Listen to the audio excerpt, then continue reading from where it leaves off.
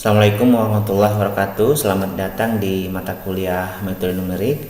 Pada video kali ini kita akan belajar tentang konsep dan algoritma metode tabel yang nantinya akan kita gunakan untuk menyelesaikan kasus persamaan nonlinear.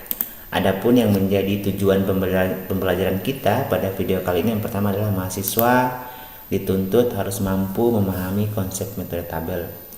Nah, kemudian mahasiswa dituntut juga harus mampu membaca dan memahami algoritma dari metode tabel.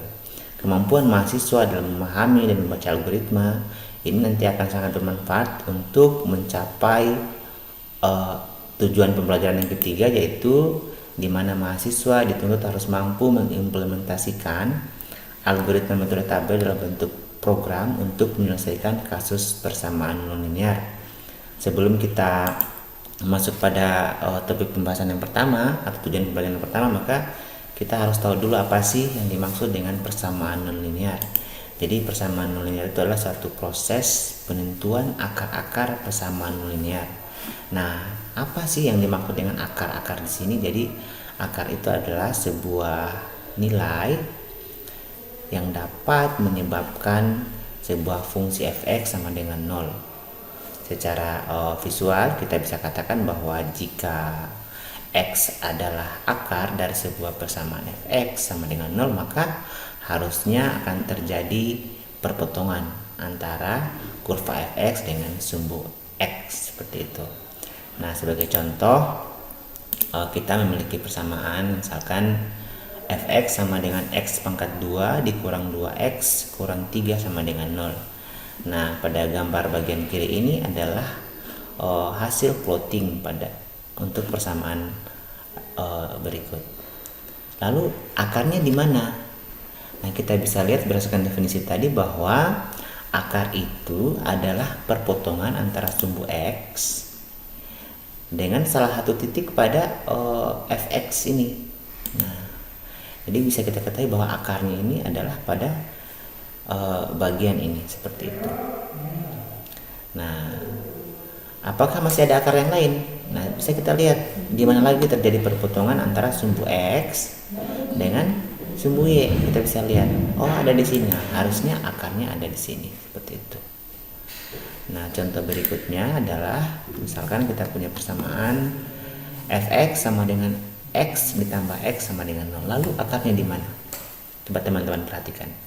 Harus terjadi perpotongan. Perpotongannya adalah pada sumbu x ini ya, sumbu x. Jadi kita akan mencari pada x yang mana yang dapat menyebabkan nilai f(x) nya sama dengan 0. Ini kan sumbu f(x) ya. f(x) sama dengan 0 ada di mana? Nah, ada pada bagian sini. Nah, berarti akarnya harus ada pada bagian sini, seperti itu. Nah, lalu ini kan tidak jelas ya, apakah dia min 0,5 atau 0,6, kita tidak tahu. Intinya berada pada rentang min 1 dan 0. Nah, lalu bagaimana cara kita mendapat akar-akar ini? Nah, itulah menjadi tujuan kita memahami konsep metode tabel, seperti itu. Nah, adapun metode-metode penyelesaian persamaan nonlinear ada banyak. Yang pertama, ada yang disebut dengan metode tertutup. Nah, ciri-ciri dari metode tertutup itu adalah kita akan mencari akar pada rank A, B tertentu. Jadi sebelum melakukan dalam proses pencariannya, kita sudah memplot rentang A sebagai batas bawah misalnya dan B sebagai batas atas, di mana pada rentang itu harus dipastikan ada akar. Lalu bagaimana caranya kita memastikan ada akar? Nah, bisa secara visual seperti tadi, bisa juga mengikuti teorema tertentu yang nanti akan kita bahas pada slide berikutnya. Nah, karena kita sudah pastikan bahwa dalam rentang A, B itu terdapat akar, maka sudah dipastikan hasil dari metode tertutup itu akan selalu konvergen. Nah, jadi inilah yang menjadi ciri-ciri dari metode tertutup. Nah, lalu metode tertutup itu apa saja? Nah, yang pertama ada metode tabel, kemudian metode biseksi, dan kemudian yang ketiga adalah metode regulavalsi. Nah, ketiga metode ini akan kita bahas tuntas ya pada mata kuliah ini, seperti itu. Dan mahasiswa juga harus mampu, selain memahami konsep, harus mampu juga memenuhi tuntutan tujuan pembelajaran yang ketiga tadi, bahwa mahasiswa harus mampu mengimplementasikannya dalam menyelesaikan kasus persamaan nilai seperti itu ya. Kemudian metode berikutnya ada yang dinamakan yang metode terbuka. Nah, ciri-ciri dari metode terbuka ini sangat bertolak belakang dengan metode tertutup tadi. Nah, karena ini terbuka, maka kita tidak bisa menentukan rank di awal. Nah, konsekuensinya apa? Maka dalam mencari solusi dia memerlukan tebakan awal. Nah, seperti itu yang menjadi ciri pertama. Yang ciri kedua adalah nilai awal ini, misalkan xn, ini akan digunakan untuk menghitung nilai berikutnya, seperti itu. Nah, yang menjadi ciri ketiga adalah karena ini metode terbuka, maka tentu hasilnya bisa saja konvergen ataupun divergen, seperti itu. Lalu metode-metode apa saja sih yang masuk dalam metode terbuka? Ada 3 juga. Yang pertama metode iterasi, kemudian metode Newton-Raphson, dan metode Schuon. Jadi ke-6 metode tadi, yang 3 di metode tertutup, 3 di metode terbuka, itu semua digunakan untuk menyelesaikan kasus persamaan nonlinear. Nah, pada mata kuliah metode numerik ini akan kita bahas tuntas. Diingat kembali, akan kita bahas tuntas. Jadi mohon perhatiannya, oke? Kita masuk pada tujuan pembelajaran yang pertama, yaitu konsep metode tabel. Nah, jadi konsep metode tabel kita ingat tadi adalah salah satu dari metode tertutup. Nah, ciri dari metode tertutup itu adalah harus kita menentukan rank. Nah, dalam penentuan rank ini menjadi kunci utama dalam metode tabel. Nah, karena kita harus memastikan bahwa dalam rank itu harus terdapat akar. Karena jika tidak, ya untuk apa kita akan, karena percuma kita akan melakukan konsep ini pun juga, karena akarnya tidak bisa ditemukan, seperti itu. Lalu dalam penentuan rank itu bagaimana caranya? Yang pertama secara visual tadi, kemudian yang kedua menggunakan teorema berikut. Kita baca coba. Suatu rank X sama dengan A, B mempunyai akar bila nilai FA atau nilai fungsi dari FA dan nilai fungsi dari FB itu berlawanan tanda nilainya, sehingga bisa dikatakan bahwa FA dikalikan FB jika hasilnya kurang dari 0, maka berarti ada akar dalam rentang yang kita pilih tersebut. Nah, ini yang menjadi konsep dasar dalam metode-metode tertutup dalam menyelesaikan kasus persamaan nonlinear.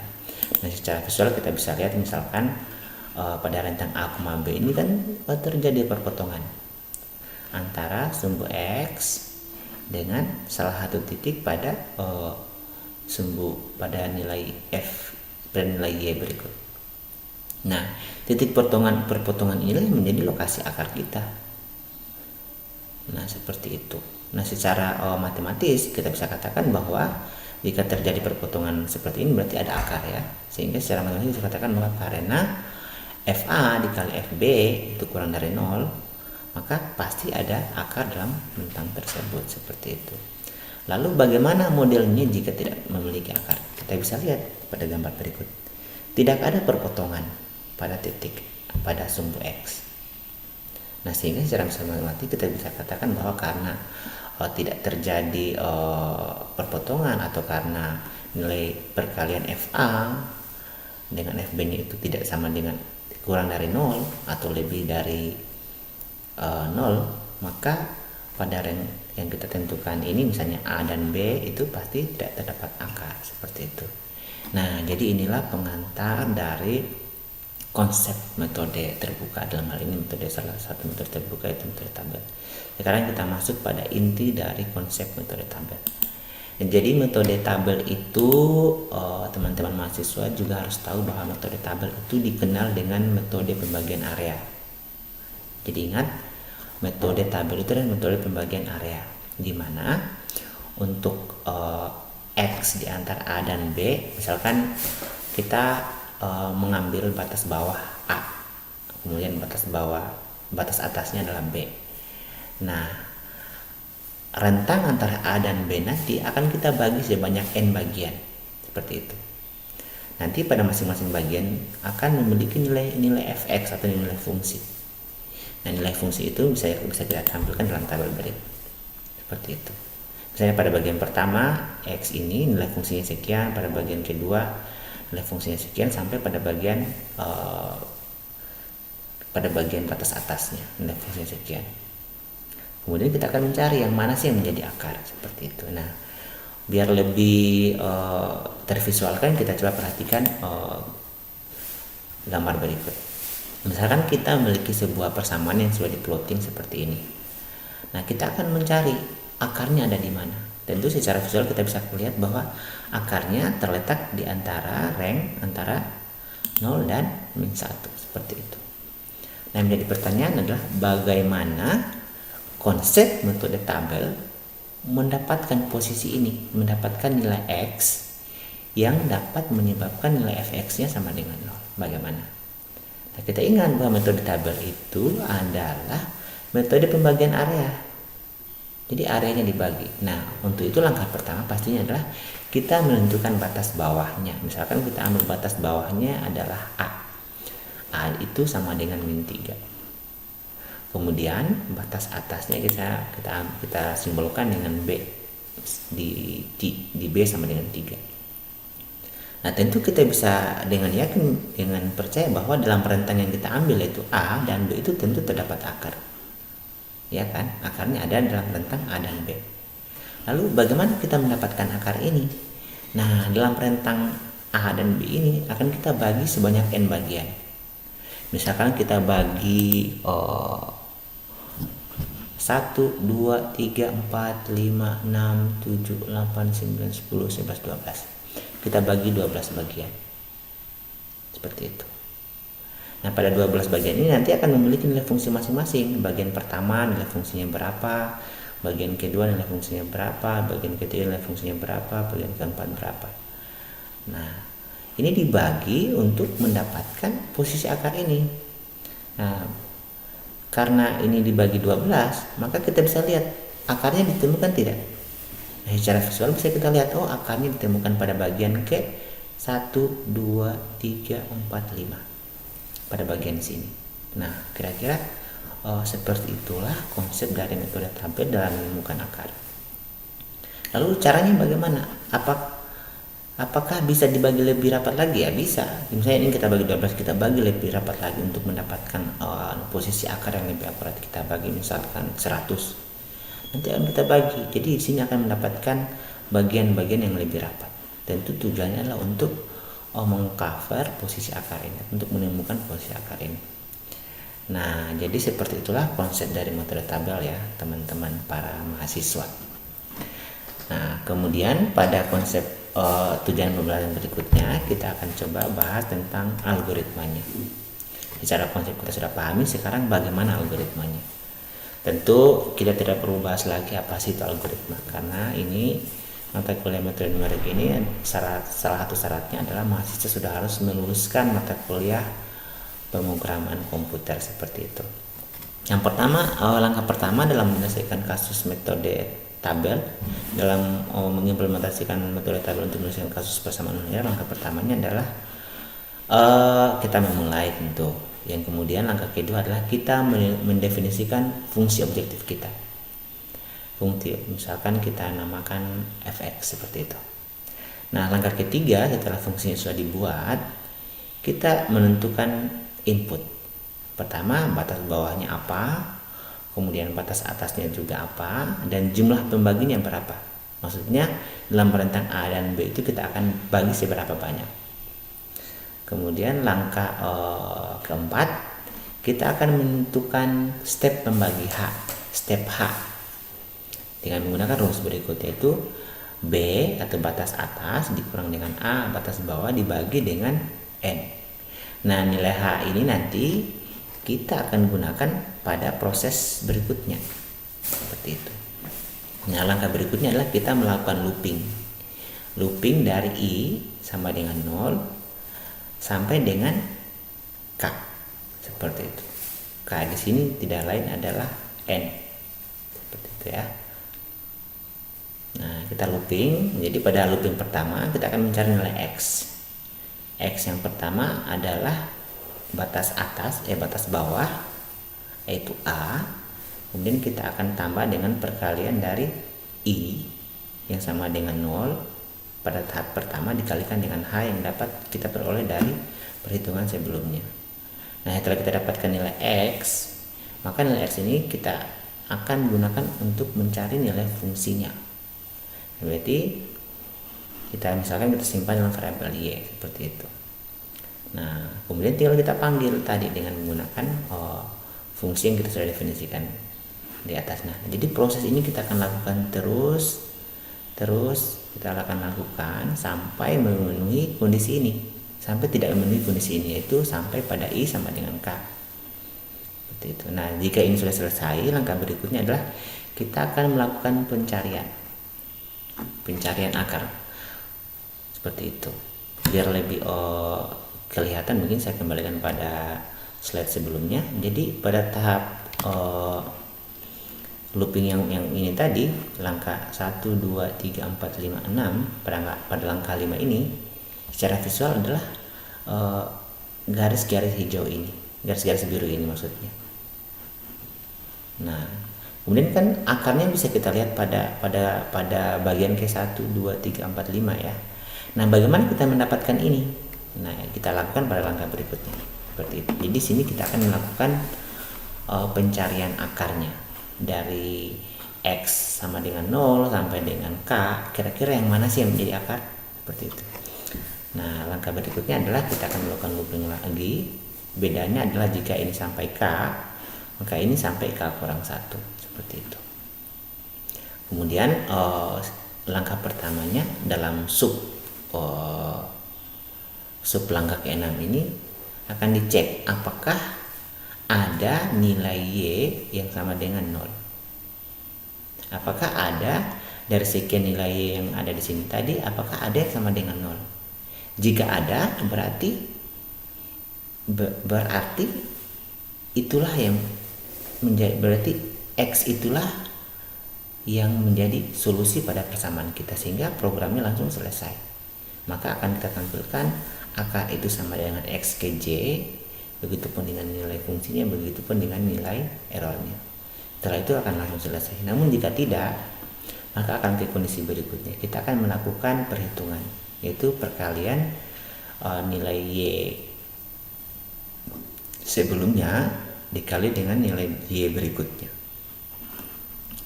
Kemudian jika hasilnya itu kurang dari 0, nah berarti terdapat akar. Ini yang proses ini tidak lain adalah teorema pada slide sebelumnya tadi. Kita bisa lihat. Nah, ini artinya jika nilai FA dikali FB kurang dari 0 berarti terdapat akar. Jika tidak kurang dari 0 berarti tidak terdapat akar. Seperti itu ya. Kita kembali ke algoritma yang tadi. Nah, jika ternyata perkalian dari nilai fungsi sebelumnya dan berikutnya ini terdapat atau kurang dari 0, maka kita akan masuk pada tahap ini. Namun jika tidak, kita akan kembali kepada J berikutnya seperti itu. Nah, misalkan ternyata hasilnya kurang dari 0, maka kita akan masuk ke langkah berikutnya. Nah, di sini nanti akan ditanya lagi atau akan kita menghadapi kondisi berikutnya, yaitu apakah nilai absolut atau nilai mutlak dari Y ke J itu kurang dari nilai mutlak dari Y ke J tambah 1. Jika ya, maka akarnya adalah X ke J. Namun jika tidak, berarti akarnya adalah X ke J tambah 1. Seperti itu. Nah, jika sudah ini selesai, maka langsung pada tahap berikutnya itu selesai. Nah, kira-kira seperti itulah flowchart dari metode tabel. Jadi mahasiswa itu harus mampu membaca ini, karena kemampuan mahasiswa dalam memahami ini sangat penting untuk mencapai tujuan pembelajaran kita yang ketiga, yaitu mengimplementasikan algoritma atau flowchart dari metode tabel ini dalam bentuk program untuk menyelesaikan kasus persamaan linear. Jadi sekian pada pertemuan kali ini. Pada pertemuan kali ini kita sudah bahas tentang konsep, kemudian flowchartnya, dan apa itu persamaan linear. Nah, pada pertemuan berikutnya kita akan fokus untuk mengimplementasikan algoritma berikut, algoritma metode tabel. Jadi pada pertemuan berikutnya kita coba live coding sehingga mahasiswa bisa melihat bagaimana sih cara mengkonstruksi sebuah program sesuai dengan flowchart yang kita sudah buat. Tentunya tujuannya adalah untuk menyelesaikan kasus persamaan linear. Jadi sekian dan terima kasih. Sampai jumpa pada video berikutnya.